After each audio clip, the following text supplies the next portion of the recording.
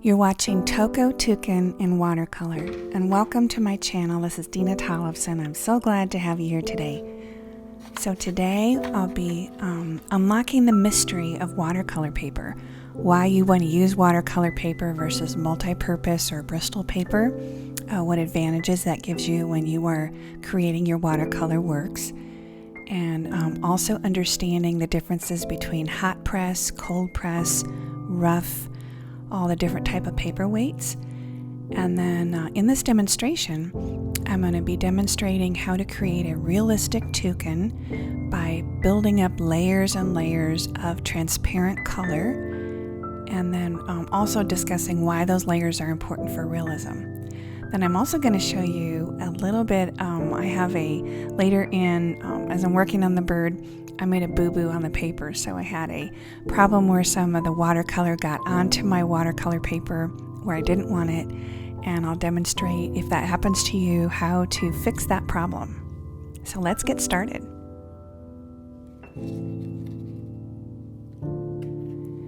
So what I'm using here is the brush I'm using is a silver black squirrel and synthetic combination. It's a specific watercolor brush, and I'm using those here to paint. And I'm applying these colors. You can either use tube watercolors or watercolors out of a pan.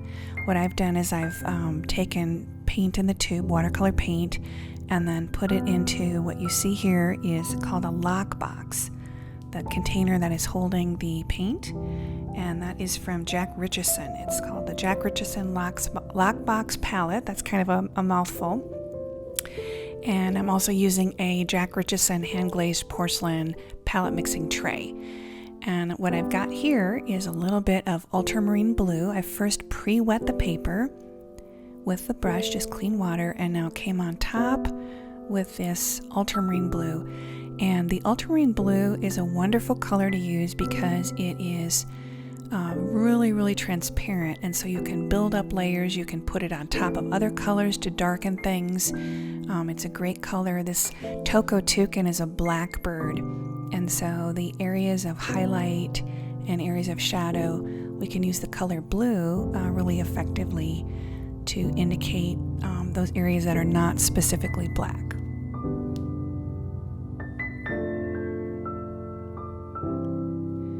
Putting a little bit of the highlight on his wing, the edge of his wing. Toco Toucans, I love Toco Toucans. If you're familiar with, there's like a breakfast cereal, Fruit Loops, that has the Toco Toucan. They live in South America, and they're about 2 feet long and about roughly, when they're full size, 1.5 pounds with an 8-inch beak. So this beak that they have, their tongue is almost as long as their beak, but they hop around in trees, and this beak that they have, which is almost 8 inches long, the beak they'll tuck under their wings to help them stay warm at night and help to regulate their temperature. So this color I'm putting on here that looks like black is called neutral tint, and that is from Holbein. And I'm applying the paint following the contours of the bird's body, the way the feathers, the direction that the feathers grow. So you might wonder, why do you need to put the brush strokes in the direction of the feathers? It's because when we're using these transparent colors, all of the colors become very subtle, and all the colors layer upon one another. So you can see where the neutral tint went over the top of the ultramarine blue. You can see that layering effect. I can control how much pigment is put on, whether the paint under the layer underneath is either wet or dry. So the watercolor will only travel where it is wet, where the paper is wet. So that's a little tip. If you want the watercolor to travel, then apply your paint wet over wet, or first pre-wet your paper. If you want like I'm doing here, you can see it kind of moves across and does a soft blend. If you want to have a tight specific detail, then put just a small amount of water on your brush with the paint, but make sure that the paper below is super dry.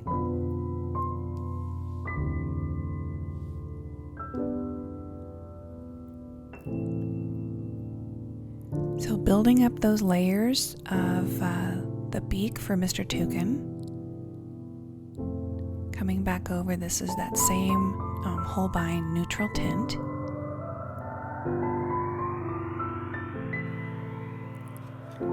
Coming into Winsor & Newton Winsor Orange. Doing more layering on top of the paper. Underneath is slightly damp, so the color will travel and blend. This is Winsor & Newton Permanent Magenta.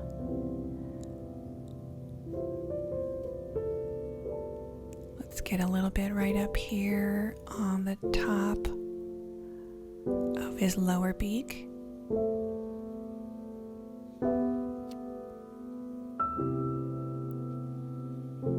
There we go.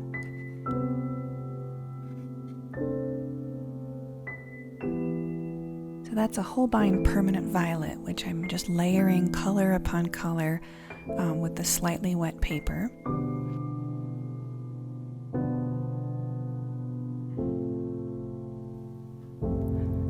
So just a little bucket of water to rinse that brush out. It's important to keep your brush clean, and then just dab off on a rag or paper towel. So some of the Winsor & Newton Permanent Magenta. So here the paper was dry when I'm applying the paint because I want to control where it's going to go. I don't want it to bleed outside of the edges. So when I'm coming up on the edge of the bird, any of those areas, I'll make sure that the paper is bone dry before I put the paint on so it doesn't migrate out to an area where I don't want it to go.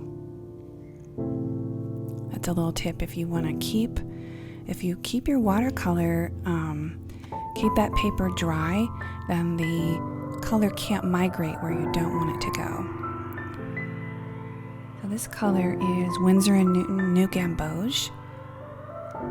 Reminds me a lot of the color yellow ochre that you can find in acrylic and oil. I like this New Gamboge color a lot.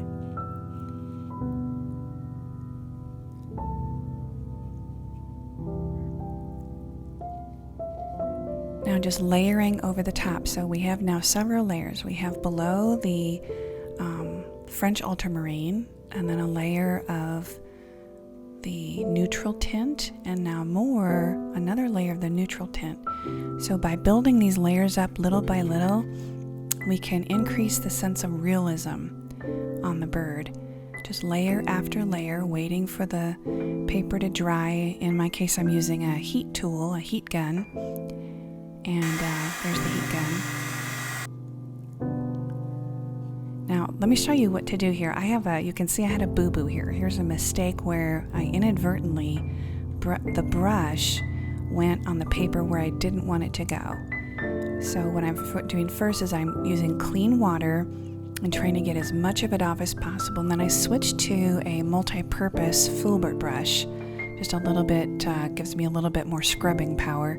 And I'm just taking clean water and going back over and wiping off and getting all of that extra paint. But what's wonderful is when you're using watercolor paper, you have this scrubbability. The thicker, the heavier the paper is. In other words, the heavier or the larger the weight of the paper is, the more ability you have to scrub out if you have any boo-boos or you need to remove any color. The lifting ability is really key on watercolor. So I want to talk a little bit about some of the materials we're using. I made a little chart for my Richeson lockbox of what color is where, and using a plain water in a glass tube, and to activate the paint, it comes out of the tube really thickly, just adding plain water.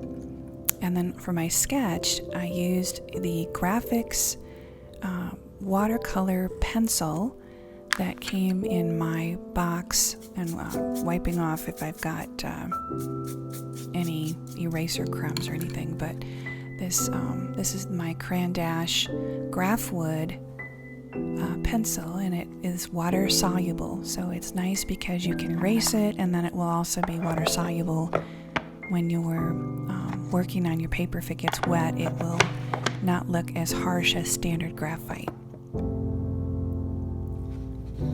So let's talk a little bit about paper.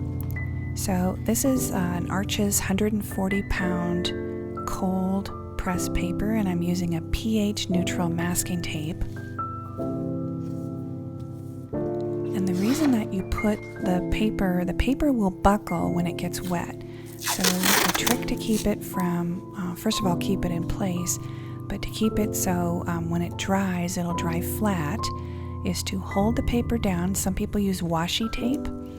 I like to use a pH neutral masking tape that's just for watercolor, and it will leave a clean, crisp white edge where it'll keep the paint from going all the way to the edge if you want to have a nice, clean, crisp white edge.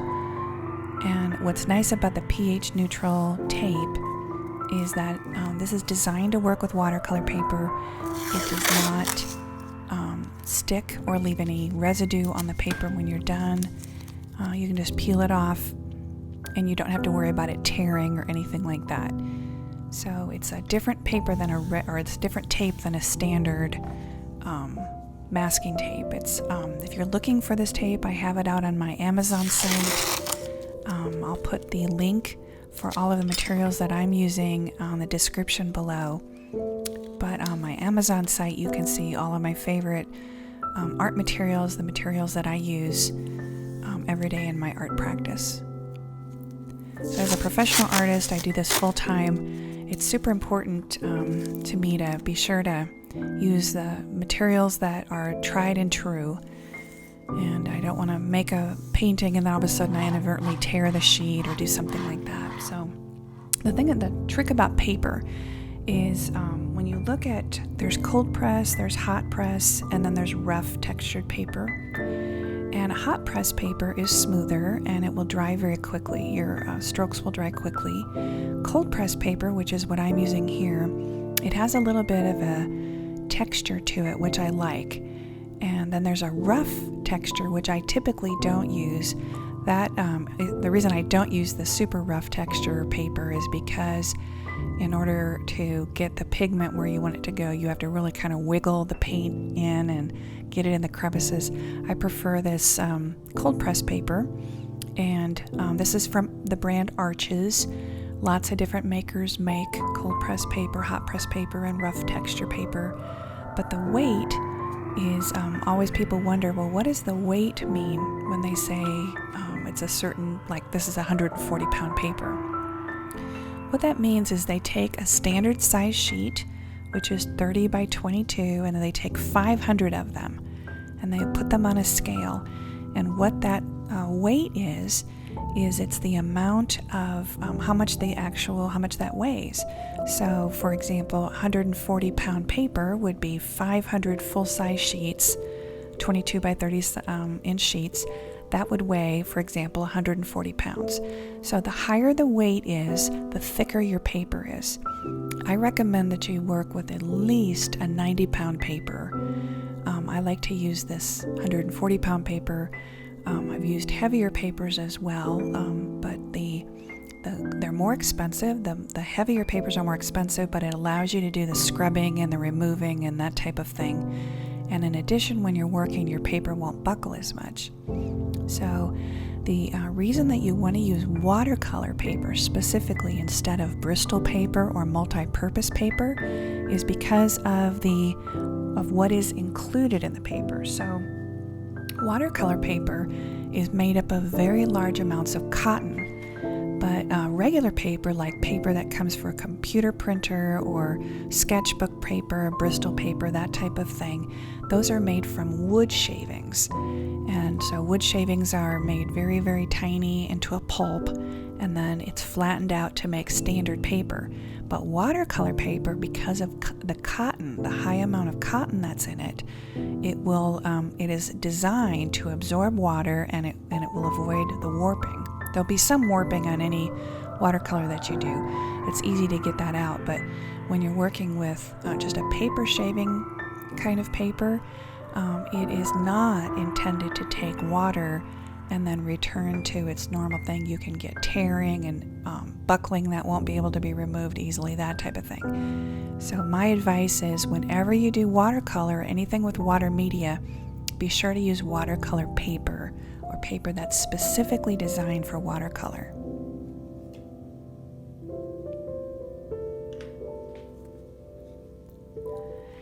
And if you are new to my channel, I want to just give a quick shout out and say I'm really glad to see you here. And if this is your first time, hope that you will ring the subscription bell and leave me a comment. Let me know what you think and if you have any questions. And if you're coming back again to my channel, I'm so glad that you're here. And it means a lot to me that you're here. I hope that you'll come back again. What I'm doing here now is I'm laying on another layer of the Winsor orange in a wet on wet technique, and I want the color to travel across the beak because these Toco Toucans have got this really wonderfully colored beak. It's got a lot of little marks in it. It's made of keratin, or what's protein. It's a very lightweight beak, even though it takes up about a third of the body of the toucan. It's actually surprisingly very, very lightweight.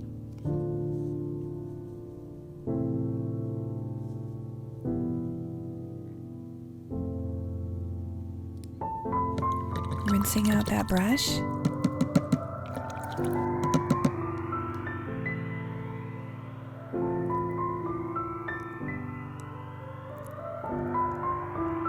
So here's this little cheat sheet, or this little chart that I made to keep track of what I was working on, so I know what color I've got. Sometimes when I look at these colors coming out of the tube, it's difficult to tell indigo from neutral tint, that type of thing. I'm putting indigo on, which is a very inky dark blue, and layering that over let's see, we had the first layer, we had that French ultramarine, and then several layers of neutral tint, and now coming in with indigo,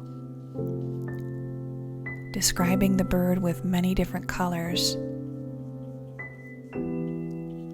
So even if you have like an overall color, it's always a good idea to layer colors to get more complexity.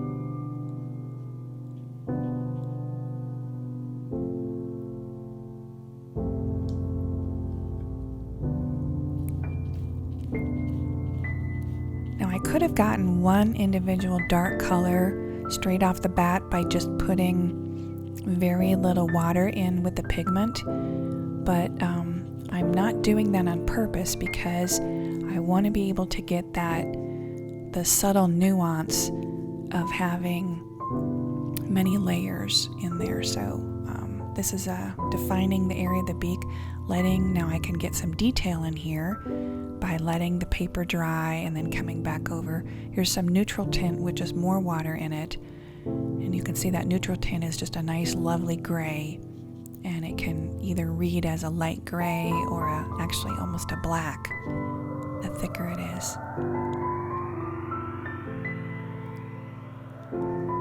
More neutral tint with first a pre-wetted paper. So when I say pre-wetted, what I mean by that is I'll allow the paper, the color underneath, to dry completely, either with the heat gun or just air dry, and then come in with plain water over the top to pre-wet, and then now adding the additional color that way. So this is Chinese white. It's a really, it's opaque, the most opaque of the watercolors.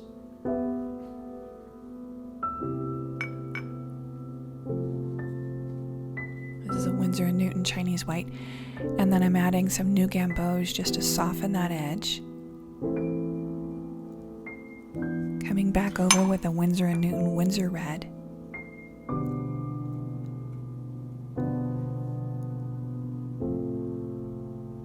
And then the Winsor & Newton Permanent Magenta. I'm letting these colors mingle together and layer together. And watercolor is one of those things where it is darker when you put it on and it will dry later. So when you put it on, it's going to feel like, oh my goodness, it's so dark. But don't worry about that. Make sure to make it dark enough and it will dry later. So here's some more of that Chinese white.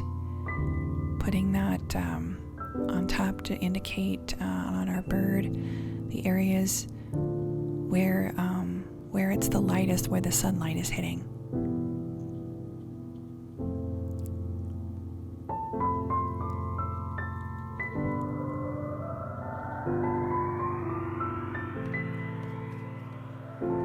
Now Van Dyke Brown for the area where his feet are sitting, and some more of this lovely transparent ultramarine blue.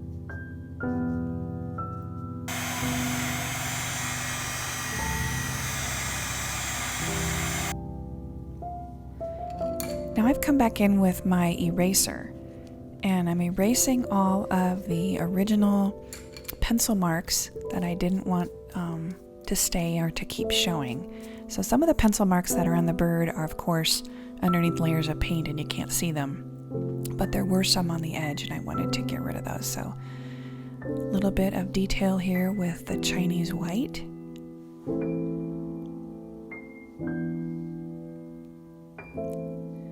So yeah, don't be afraid to come back in with an eraser if you ever need to, and if you have on the margin where you're painting, if you have some pencil marks that you don't want, you can always get rid of those with the eraser.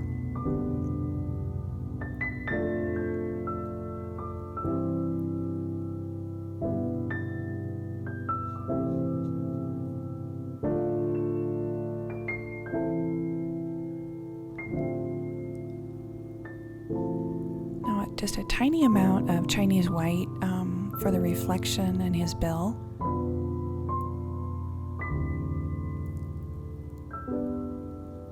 I'm using just a small detail brush, a multi-purpose detail brush.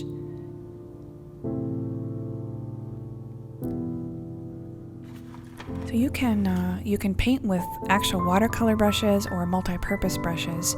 The reason a watercolor brush is designed to hold more water or more pigment. So that's why those are used. I'm just using a little liner brush here, a multi-purpose liner brush to sign my name.